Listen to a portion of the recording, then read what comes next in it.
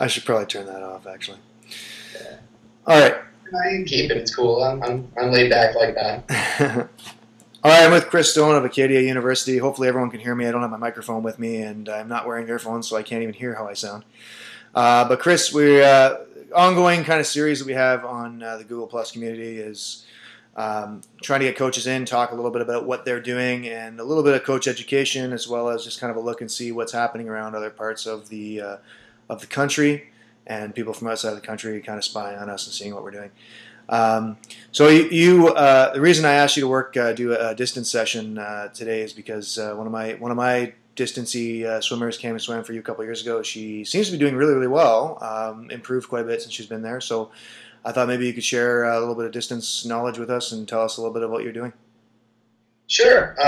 So yeah, I mean, my coaching context, I guess, where we are, it's not a huge university. Acadia is actually pretty small. So it's about 3,500 students. So we swim a 6-lane, 25-meter T, basically. So it's 25 meters where the lanes are, and it used to actually be 25 yards way back in the day. So I've been here. This is our 5th year with Acadia now. We brought the program back after it was discontinued in the 90s. But they were quite successful back in the 70s, actually, other than UBC, U of C, and U of T. Acadia is the only team who's ever won at the CIS level. So their women's team won in 77, 78. So that's kind of where we are. And I work with an age group program as well. So most of the stuff that I'm doing is kind of been developed over time. And a lot of the distance work that we do on the age group side, I kind of force feed it to everybody. We certainly will have days where they can pick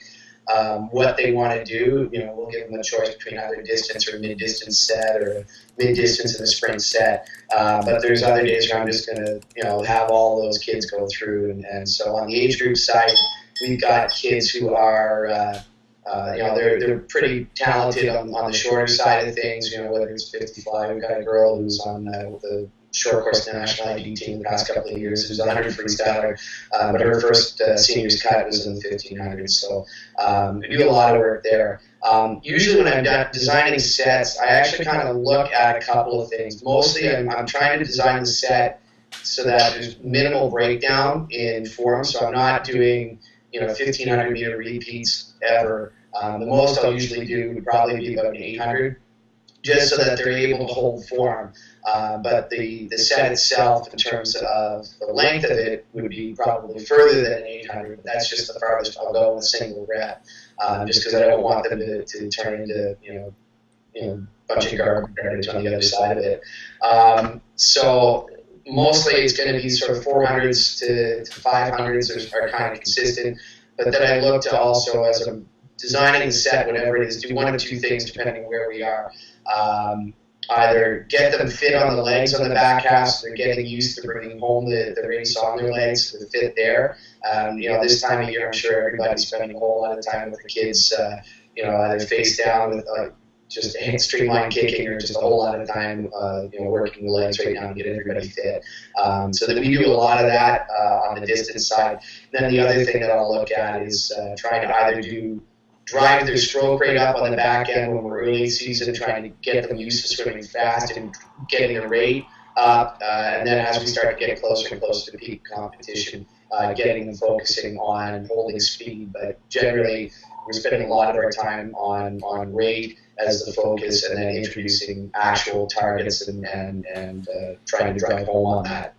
So that's kind of a general approach that I use. And I'm sure anybody else who's out there who has thoughts, I will talk about this stuff all day long. So, I grabbed my training blog from last year, and I can go through a couple of sets that kind of flag that I thought were fun, or if you've got questions that you want to sort of explore more after me talking for a couple of minutes, then we can do that. Sure. Well, I don't know. We did this. For some reason, my invitation didn't work to the community, so people are welcome to join us, but it doesn't look like anyone has checked in the last few minutes to join. Yep. So maybe give us an example of how you might work the legs or stroke rate at the very end. We're getting used to coming back strong with a high stroke rate and strong legs. Yep. So on the leg side, what especially this time of year, we'll do a lot of repeats, sort of 600s with the distance kids, and they might have to go 400 swim and then a 200 kick on the end of that. So they're going right out of that swim immediately into a 200 kick, but put them on interval. Everybody's going to use different measures for that. Some people will go exclusively on heart rate with a rest interval. Some people will go on interval exclusively. I'll try and do it on a mix of both, so depending on where we are and what energy system we're working at, get them swimming in that target zone. So it's not too much time in the dirty zones, I guess, especially on the start of the season. We're looking at holding form, so a lot of time we'll get them to go the 400 swim and into the 200 kick with snorkel, so they're getting used to holding position up and on the water and keeping the hips and lower back high. Do a lot of rotational work too, just as drilling, getting them used to rotating through the core and tying the legs into that hip and shoulder drive. So 600s with going 400 swim 200 kick, 800s even going 600 swim 200 kick, or 500 300. But a lot of that sort of work is sort of where we'll start with. And then once we start to get to a point where fitness is I think, at a point where we can start to work on the other side of it, where we've got technique down and we've got the legs under them and in a better capacity there, then we'll start to look at introducing some of the rate work. So we'll do one of the sets that we've done. Actually, I planned it out initially with Elizabeth specifically in mind. We'll go 200 on X interval. So for her, I think we had her around a 225. Then she'll go 250s on a 40, 250s on a 45, and 250s on a 50. And early in the season, when we start doing that, we're looking at the 400 and getting her used to being able to elevate on the back end. But with those 250s, we want to hold and then lift interval, or lift rate and then lift rate. So we're, again, starting out at whatever that rate was on the back 100 of the 200. So say she's cycling on 42, start her on the 250s on 40, hitting that 42, and then up onto a 45, and then over the 45 on the last two. So we're giving her extra time to accomplish that, so that she's not doing it on tight interval and possibly failing. We're actually giving her the extra rest so she can use that to elevate through.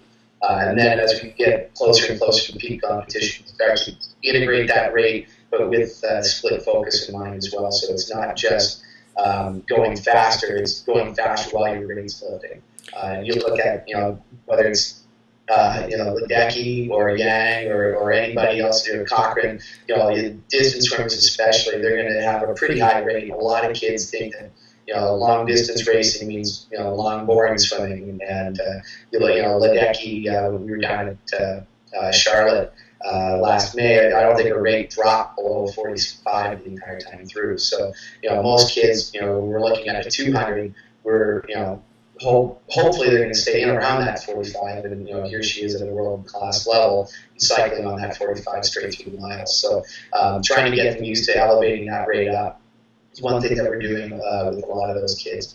Swimming through lactate is another one. So got another set, and I think I got this from Randy. It's one that he's done with Ryan, going 200s flat out off of a push on, say, 215. And that's designed to drive blood lactate levels up, so they have to be inside. And I'll give them a target of, say, PP plus 5. So if your best time is a minute, you want to be on 105. If your best time is 55, be on whatever. And then from there, going another 13 100s on 140. So there's plenty of time at holding goal effort or goal rate, if we're earlier on in the season, to their feet on 140. So they want to be a 16-minute miler or a 15-minute miler, repeating in on relevant intervals. So coming in on 104, so they've just gone 2 100s under a minute, and then living there. So they've got to get used to holding rate and holding speed while there's lactate in the bloodstream. Definitely, Ryan and Sung Yang, those guys are pushing anaerobic much earlier in the race than I think a lot of people have been used to for a while. So trying to get those kids used to getting out aggressively and then just living in that zone are a couple of things that we've been doing with a lot of our kids. So. I find it interesting, the balance interesting that you, two sets that you mentioned, one gives someone the opportunity to be successful by giving them enough time to recover and giving them enough time to keep that rate up. The first set I'm talking about, and the second set where you're trying to have them live through that lactic tolerance and having to really not have enough recovery time necessarily to really get that done and clear. I like that balance because I think that a lot of people are doing that. A lot of people are leaning more towards. I know I spent a lot of time in the last couple seasons with Ben Titley, and that's one of his big things. He really likes to give swimmers the opportunity to be successful in their training and be successful in terms of racing. So if they have to, take a few extra seconds in order to get themselves down, so they can hit the repeat number that they want, or the time that they want, or the stroke rate that they want, or the underwater that they want. He feels, and I tend to agree, that they have to be at least somewhat well rested in order to achieve that. I don't know what's happening with my picture at the bottom of the screen. That's distracting me. I'm having a hard time. I keep freezing and locking. It's not me. It's the computer screen. Yeah, no, it's a little bit of a time delay. So every time I talk or whatever, I find I'm 5 seconds off. But I guess it's just a sensor button. But yeah, no, I agree with that. I think kids are success is gonna breed success. So if they're constantly coming in and going through the meat grinder, it's the 12 eggs approach, right? If you chuck a carton of eggs at the wall, the 2 don't break, you're going to be a superstar. So what's the carnage with the other 10 kids? And definitely here, especially on the age group side with my age group club, we're a club of 55 kids. So if I lose 5 kids, that's 10% of the club. So using that sort of a meat grinder approach doesn't really work, and it's really easy with an approach like that if you're doing 400s on 420 all the time, and just having kids flunk out, that's going to eventually turn kids off. So I found that I have to be pretty inventive in terms of how I look at not just the set design in terms of what I'm looking to accomplish on a physiological level or on an outcome level that way, but also looking at the athlete retention so that they're having success on a day-to-day basis. That doesn't mean that it's always going to be, t-shirts or water polo or, all the fun stuff. They've got to be challenged. Like we were going to that set of 15 ones where they're swimming through that lactate tolerance. They're challenged, and there's a good chance they may not be successful by the back 5 of that. But at least then we're identifying that break point so that we know, okay, well, 1,000 meters in, that's where you're really going to start to feel it. So that we can start to redesign the set so that we're actually developing and building in better tolerance through the day-to-day training, so the next time we come back to that, 4 weeks, 6 weeks, however long it is, that they're actually able to get themselves through that.